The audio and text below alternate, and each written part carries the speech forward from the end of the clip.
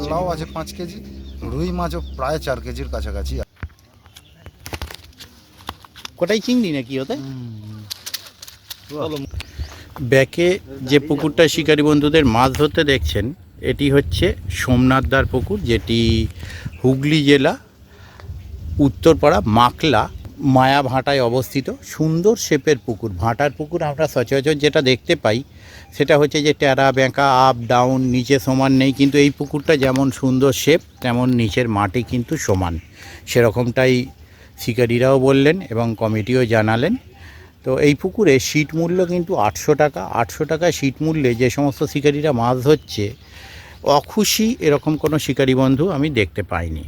তো যাই হোক, সোমনাথদা এখানে রয়েছেন, ওনার সঙ্গে একটু কথা বলে নেওয়া যাক। সোমনাথদা, আমি তো দেখলাম 800 টাকার টিকিটে বড় গলদা মাছও ধরেছে, গলদা চিংড়ি যাকে বলে আছে এখানে অবশ্যই। তো আপনি এই পুকুরে কীরকম কি মাছ রেখেছেন সেটা আমি শুনি। মোটামুটি 800 কেজি মাছ ছিল। প্রথম ওপেনিংয়ে হয়তো 100 কেজি কমেছে, 700 কেজি এখনও পর্যন্ত আছে। একটা খুব ভালো লাগলো যে আপনার পুকুরে শিকারী বন্ধুর কাছে কোনো নেগেটিভ কমেন্ট পেলাম না। আর এই সিট মূল্যে যে হুইল ছিপ ফেলা যেতে পারে, এটাও একটা অনেক বড় ব্যাপার। আর পুকুরটা কবে কবে চলছে? বৃহস্পতি শনি রবি এটার টাইম।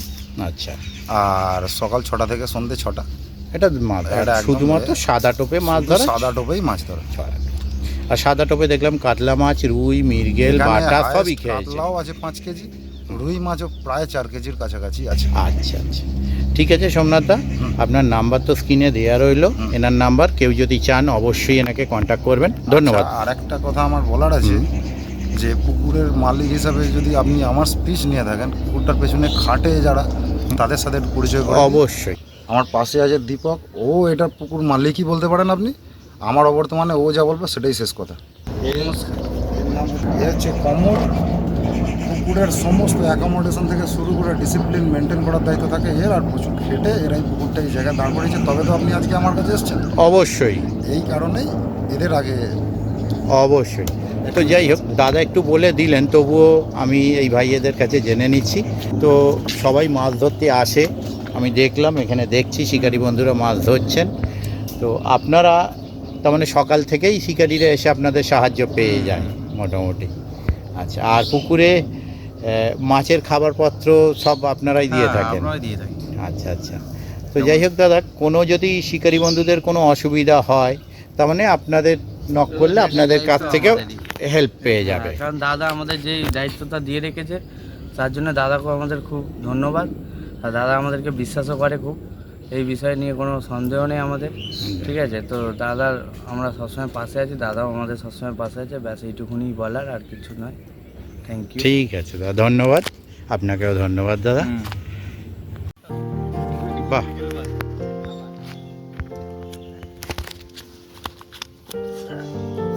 চকচকে বেরিয়ে থাকে। ঠিক আছে দাদা, সাবধানে যাবেন। সব কটাই দেখবো, চিন্তা। হ্যাঁ, ওটাও দেখবো, সব কটাই দেখবো। এটা রাখুক, উনি মাছটা রেখে তারপর টেনে দেবেন।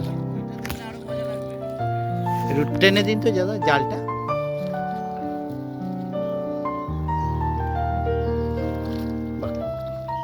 ঠিক আছে, দেখবো দেখবো, সব কটা দেখবো, চিন্তা নেই।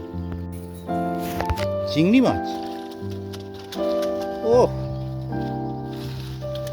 দারুণ দারুণ। ও নিচে রাখুন না একবার, সব কটাই চিংড়ি নাকি ওতে? ঠিক আছে, এটা একটু দেখুন। বাহ, দারুণ দারুণ। ঠিক আছে, রেখে দিন। ও দারুণ।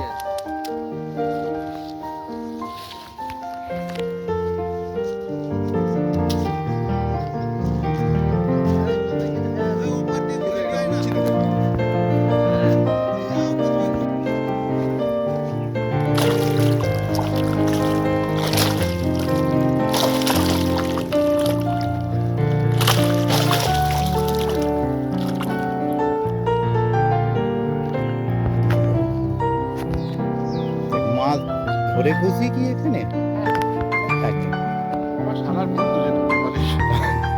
না, টাকার টিকিটে কিছু মনে করবেন না, অন্যান্য জায়গায় নো নো ডাউট।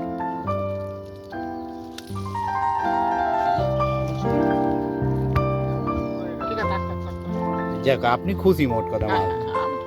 ঠিক আছে, পরেও তো গেলাম দাদা, কেউ খারাপ বলে মানে কোনো নেগেটিভ মন্তব্য পাইনি। বলছে আমরা আগের বছরও ফেলেছি, ভালো মাছ খেয়েছি। ঠিক আছে, সোমনাথদার সহযোগিতা সব সময় পাওয়া যায়। সব সময় পাও, সোমনাথ খুব ভালো ছিল, সোমনাথ কাছ থেকে শিখেছি। না আমিও কথা দেখুন না, হয়তো এই প্রথম বললাম, কিন্তু কথাবার্তা তো মানুষ বলে বোঝা যায়। কোনো- সোমনাথকে আমি যবে থেকে চিনি, সোমনাথ তখন গোপের রেখা ওঠেনি।